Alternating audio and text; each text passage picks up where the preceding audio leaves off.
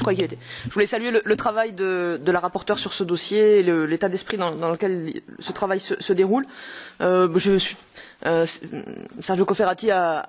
résumé les grandes lignes de la position du groupe. J'ai moi-même également déposé un certain nombre d'amendements pour, d'une part, réaffirmer la légitimité de vouloir protéger les savoir-faire des entreprises européennes, mais aussi envoyer un message clair qui est que,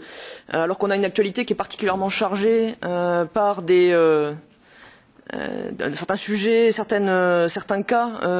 relevés par des lanceurs d'alerte, affirmer très clairement que ces lanceurs d'alerte ont un rôle essentiel dans le fonctionnement de notre démocratie. Et que, à ce titre-là, dans la position que nous allons prendre sur ce texte, je pense que nous devons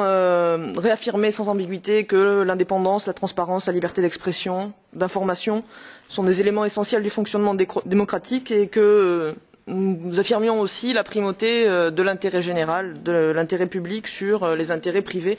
dans la hiérarchie que nous faisons entre la protection de la liberté d'expression et d'information d'un côté et la protection légitime des savoir-faire des entreprises. À ce titre, donc, j'ai déposé un certain nombre d'amendements, quelques-uns sur la définition pour la rendre un petit peu plus précise, ce qui, je pense, ne peut pas nuire, et puis également sur l'article 4 qui, comme ça a été dit, concentre beaucoup de débats, mais parce que je pense que nous devons être extrêmement clairs dans la protection, donc non seulement des lanceurs d'alerte, mais aussi des salariés,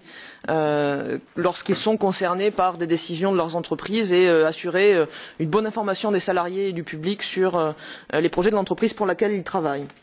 Donc voilà les grandes lignes des amendements déposés. Je suis sûr que nous pourrons tous travailler en bonne intelligence et trouver une position qui réaffirme les grands principes des démocraties européennes et de l'Union européenne. Merci.